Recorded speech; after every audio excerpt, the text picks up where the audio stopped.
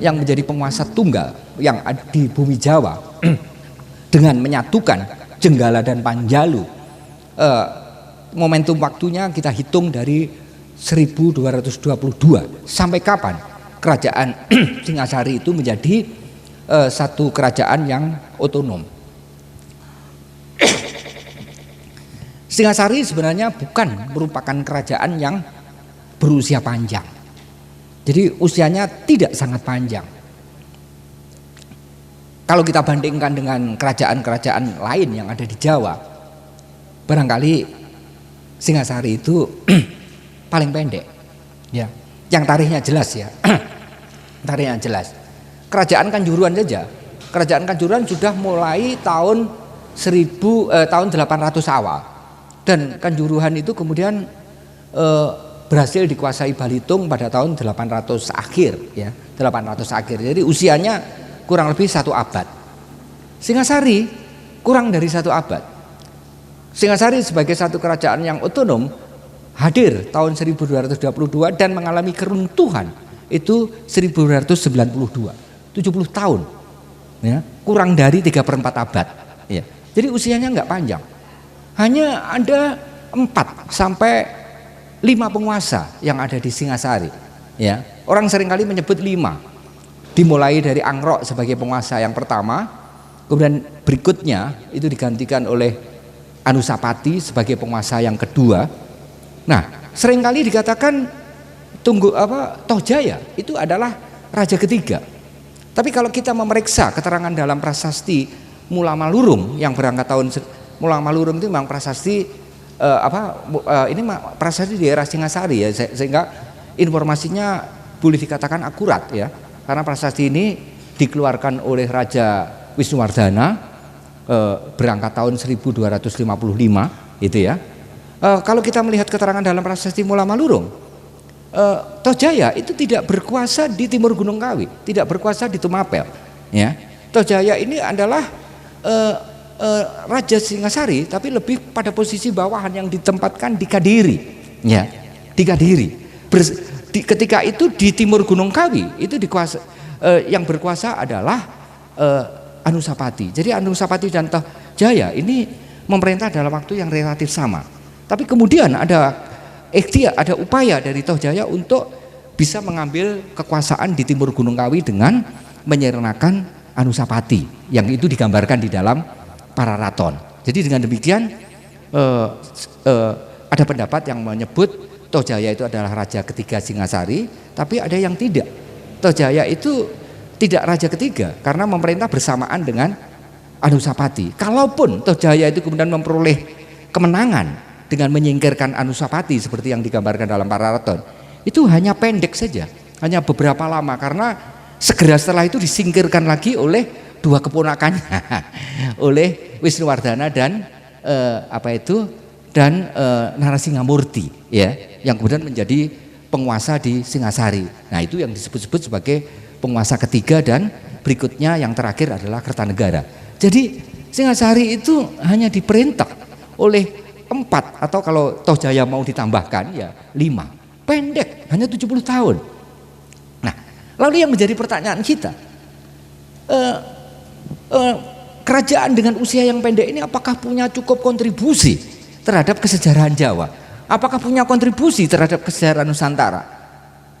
Nah, ternyata kendati usianya pendek, Singasari punya kontribusi yang penting, bukan hanya untuk kesejarahan Jawa, tapi juga untuk kesejarahan Nusantara. Bahkan boleh dikatakan bahwa katakanlah di Nusantara ada satu kerajaan yang besar, kemaharajaan yang besar, yaitu Majapahit. Singasari lah yang menjadi peletak dasar dari kerajaan Majapahit ya.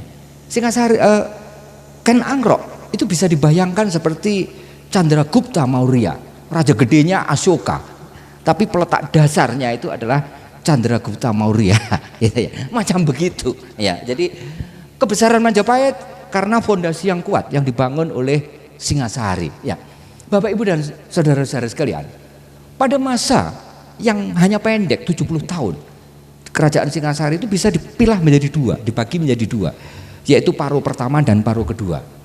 Paro pertama ini adalah Paro konflik, ya, Paro konflik. Kalau kita menyimak para raton itu konflik itu kan panjang ya.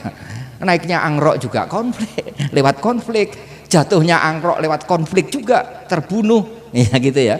Nanti penguasa kedua Anusapati juga berakhir dengan kudeta juga, terbunuh juga. Tohjaya berakhir kudeta juga, dan seterusnya. Jadi separuh pertama dari kerajaan Singasari ini adalah periode konflik. Ya. Oleh karena itu separuh pertama ini orientasi politik Singasari itu adalah orientasi politik yang masih internal. Jadi untuk apa? Konsolidasi ke dalam. Karena masih kerajaannya itu masih belum kerajaan yang establis, belum kerajaan yang stabil. Ini merupakan periode-periode konflik yang panjang itu. Paling tidak ada 2 sampai 3 masa pemerintahan. Baru hari itu memasuki masa yang lebih stabil itu di era pemerintahan Wisnuwardana, dan kemudian dilanjutkan oleh Kertanegara. Jadi separuh terakhir, separuh terakhir. Oleh karena itu Bapak Ibu dan saudara sekalian, inilah yang kemudian melatar belakangi beberapa pertimbangan, termasuk pertimbangan mengenai pemilihan pusat pemerintahan. Ketika pada periode konflik, di mana Singasari masih terbuka kemungkinan untuk ada serangan balik dari Kediri, Singasari membutuhkan lokasi pusat pemerintahan, lokasi kadatuan yang aman dari kemungkinan serangan musuh, terutama serangan dari arah barat, karena Kediri posisinya di barat, sehingga benteng di sebelah timur, pengamanan di sebelah barat maksud saya, di sebelah barat itu mesti kokoh. Karena itu inilah yang melatar belakangi untuk mempertimbangkan Kutha Bedah sebagai ibu kota kerajaan Singasari yang pertama, mulai dari Angrok sampai dengan Anusapati. Nah, ibu kota ini dalam para raton disebut-sebut dengan nama Kutanagara, ya. Dan yang menarik perhatian kita, kalau kita memeriksa peta geologi tahun 1811 itu yang dibuat ya, peta topografi yang dibuat di era awal Raffles, kita mendapati adanya nama kuno dari tempat yang sekarang bernama Kutha Bedah, yaitu Kutanagara, ya. Inilah yang di dalam para raton disebut-sebut sebagai ibu kota kerajaan Singasari. Nah, mengapa pilihannya itu pada Kutha Bedah? Karena pada sisi timur di Kutha Bedah itu ada 2 aliran sungai yang hampir bersejajar. Yang di barat yang besar dan curam itu adalah aliran Brantas, mulai dari balai kota itu ke timur, Kampung Warna-Warni, terus ke selatan, terus menuju ke arah Gadang. Itu yang di barat, lewat Muharto itu. Nah itu. Kemudian di sebelah timurnya lagi ada sungai yang ngalir dari utara, dari Bundul dan sebagainya, yaitu Kalibango. Ya. Nah, pusat pemerintahan kerajaan Singasari yang Kutanagara itu diapit oleh 2 sungai itu. Jadi sebelah baratnya Bango, tapi timurnya Brantas. Ya. Dari selatan aman, karena di selatan ada sungai yang mengalir dari timur, dan nanti ketemu dengan 2 sungai ini lagi, yaitu Kali Amprong. Oleh karena itu tempat yang membukit, dan tempatnya itu membukit. Oleh karena itu kalau ada serangan musuh dari barat, dari atas itu sudah kelihatan pergerakannya, dan akan ada barier, akan ada isolasi alam yang berupa sungai curam, sehingga inilah yang ada, saya sebut sebagai ada kalkulasi ekologis untuk memilih kadatuan, karena separuh awal masa pemerintahan Singasari itu adalah subperiode yang tidak stabil, subperiode yang konflik, kemungkinan adanya konflik internal ada, serangan dari eksternal dari Kediri, serangan balik juga ada. Nah, tapi sayangnya tempat ini merupakan tempat yang kurang mudah diakses. Ya, wis nggone rodok ning jero gitu ya. Itu kan di pedalaman tuh. Malang itu kan daerah pedalaman, daerah yang terisolir, daerah yang berada di lingkung gunung, diiris-iris sungai gitu ya. Jadi ini daerah yang terpencil gitu ya. Sekarang aja jadi kota besar gitu. Dulu daerah terpencil gitu ya. Tapi penting untuk terutama untuk kalau dalam istilah Belanda itu tempat yang penting untuk terval basis. Jadi basis konsolidasi kekuatan. Jadi ketika mengalami kekalahan di satu tempat masuk ke Malang bangun membuat konsolidasi untuk kemudian bangkit lagi melakukan gerakan besar. Dan itu berkali-kali dilakukan sampai comeback PKI 67 itu menyusun strateginya juga di Malang dan seterusnya ya. Ketika Nurdin M Top itu juga kedesak itu ya Melayu neng batu juga aman malah untuk menyusun kekuatan ya, karena tempatnya di lingkung gunung, diiris-iris sungai. Nah, Bapak Ibu dan saudara sekalian, jadi dengan demikian Paro pertama masa Singasari ini adalah orientasi politiknya masih cenderung internal, ngurusin yang jeroe gak beres gitu ya. Apalagi kalau orang Jakarta ngomong buru-buru mau ekspansi, ngurusin yang jeroe durung beres gitu ya. Oleh karena itu orientasinya internal. Nah, baru terjadi perubahan itu ketika penguasa yang ketiga, atau kita bisa juga menyebut 4 lah kalau Tohjaya dihitung, yaitu pada masa pemerintahan Wisnuwardana. Nah, Wisnuwardana memang menempuh jalan kompromis dengan memegang pemerintahan secara bersama. Karena ini yang menarik ya. Jadi ada pemerintahan yang tidak hanya dipegang oleh satu orang, tapi 2 penguasa sekaligus, yaitu Wisnuwardana sebagai raja dan Narasingamurti sebagai Patih Anggabaya. Jadi kata Baya pada Patih Anggabaya memberikan petunjuk kepada kita memang secara khusus Narasingamurti itu diposisikan sebagai orang yang memang siap untuk menghadapi berbagai kemungkinan adanya ancaman terhadap negara itu ya. Jadi kerajaan ini belum betul-betul stabil ya. Jadi oleh karena itu jabatan Patih Anggabaya itu sangat dibutuhkan. Nah, dan ini kompromis karena Narasingamurti dan Wisnuwardana ini berasal dari 2 trah yang berbeda, terutama dari garis bapaknya. Garis ibunya sih sama. Oleh karena itu kalau kita bertanya sebenarnya yang punya punya pilar kuat ya, penurun kuat itu Angro atau Dedes, bukan Angro. Dedes itu nempel kanan nempel kiri jadi gitu ya. Nempel Tunggul Ametung ya jadi, nempel Angro ya jadi. Jadi yang betul-betul yang punya rahim emas gitu ya, yang punya rahim emas itu adalah Dede itu ya, bukan Angro itu ya. Angro itu salah satu sponsor aja, masih ada sponsor yang lain. Nah baik, kembali sama itu ya. Jadi pemerintahan bersama antara Dedes dan antara Wisnuwardana dan Narasingamurti ini sebenarnya adalah bagaimana untuk membangun stabilitas, karena kata kunci untuk menstabilkan Singasari ya persoalan perebutan kekuasaan di lingkungan keluarga mesti diselesaikan. Karena itu mesti berbagi, sharing. Jadi penguasaan yang kayak presidium sekarang ya. Jadi pimpinan itu presidium, ada 2 orang yang masih bersaudara supaya nggak cakar-cakaran. Tapi itu pun juga ternyata berbuntu. Nanti pasca Wisnuwardana ya ada yang merasa tersingkirkan, yaitu Narasingamurti. ya ini tak terelakkan ya, kekuasaan selalu begitu ya, tidak selalu bisa memuaskan sepanjang masa. Mungkin bisa memuaskan sebagian masa yang lain tidak. Baik Bapak Ibu dan saudara sekalian. Jadi sekali lagi masa stabil itu baru hadir itu di era pemerintahan bersama yang digambarkan seperti 2 ular dalam 1 lubang, yaitu pemerintahan bersama antara Wisnuwardana dan Narasingamurti. Jadi ketika saya ngomong Wisnuwardana juga rodok deg ya, karena kita berada di satu tempat yang tidak jauh dari tempat pendarmaannya, karena salah satu pendarmaan Wisnuwardana ada di sebelah utara timur kita, yaitu Candi Jago yang nanti kita akan ke sana. Baik Bapak Ibu dan saudara sekalian. Nah, pada masa Singasari, pada masa pemerintahan Wisnuwardana dan Narasingamurti inilah di mana kerajaan Singasari memasuki masa stabil awal. Maka orientasi politiknya mulai digeser ya, dari yang semula diorientasikan internal mulai eksternal ya, mulai eksternal. Nah, ini tergambar pada bagaimana menata pemerintahan.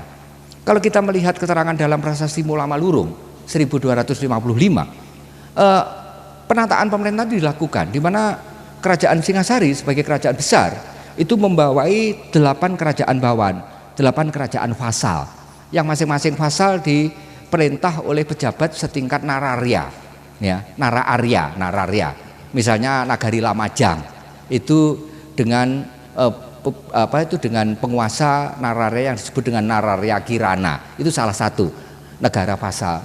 Ya, negara vasal yang lain ada di Songhenep, berpusat di Songhenep, Madura Wetan yang sekarang bernama Sumenep.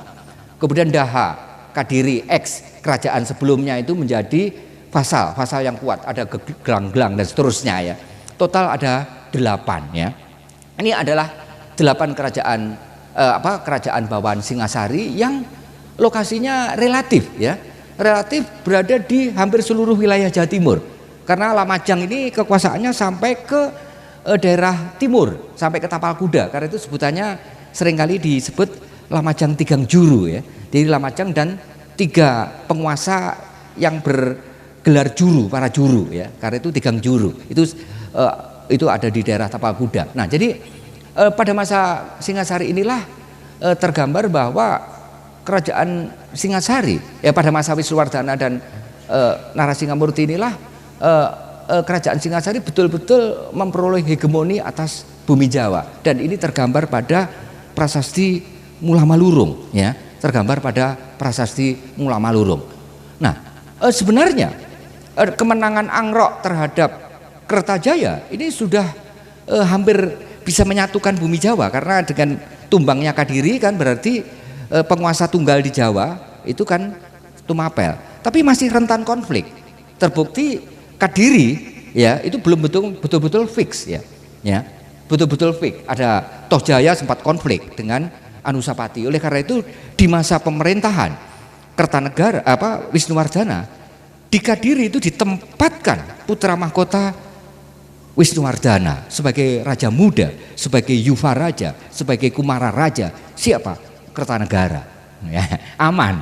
Itu harus diposisikan orang yang memang orang dalam, putra mahkota dari Wisnuwardana. Jadi Kertanegara cukup punya pengalaman di bidang pemerintahan, karena tidak tiba-tiba menjadi raja, dimagangkan terlebih dulu sebagai raja muda, sebagai Yuva Raja, sebagai Kumara Raja di Daha.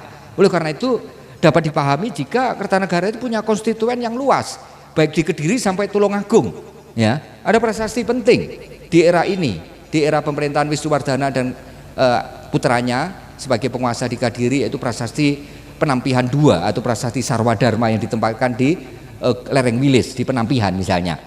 Ada banyak angka tahun yang juga berasal dari masa. Ada prasasti lagi di dekat aliran Kalingrowo di Gondang Lor, itu di Lape Arca Buddha, Aksobia yang ada di situs Gondang Lor, itu juga dari era Singasari ya. Jadi Bapak Ibu dan saudara sekalian, salah satu pada masa Singasari mulailah ada upaya untuk tidak hanya eksternal Jawa Timur daratan, tapi sudah mulai terpikir untuk bagaimana menempatkan areal di Jawa Timur yang berada di pulau itu terintegrasi dengan Jawa, terutama Madura ya. Madura kan di seberang ya, ada Selat Madura ya. Oleh karena itu posisi Kuta Nagara yang bisa kita lokasikan di Kota Bedah itu tidak lagi menjadi pusat pemerintahan yang ideal karena terlalu ke dalam ya. Sehingga inilah yang menjadi pertimbangan mengapa Wisnuwardana merelokasikan pusat pemerintahannya yang pertama di Kutanagara, di lokasi Kota Bedah sekarang, ke arah utara, lebih ke utara, yaitu ke Singosari sekarang. Jadi Singosari itu tidak menjadi ibu kota kerajaan Tumapel sejak awal masa pemerintahan, sejak Angrok, sejak Sri Ranggaraja Samurabumi, tapi baru pada paruh terakhir, pada masa pemerintahan pada masa pemerintahan Wisnuwardana. Paling tidak itu tahun 1250-an ya, karena Wisnuwardana baru naik kan 1248 ya, mungkin 1250 atau 50 lebih sedikit itu ya. Jadi Singasari dipakai sebagai pusat pemerintahan kerajaan itu nggak lama, katakanlah 250, nanti 292 kan tumbang ya, berarti hanya 40 tahunan, nggak lama itu ya, nggak lama. Oleh karena itu kerajaan yang ada di sana tidak sangat besar, agak beda dengan Trowulan ya, karena Trowulan kan lintas masa ya, panjang ya, sehingga wilayahnya sangat luas. Di samping memang Majapahit juga punya kekuasaan yang sangat besar juga.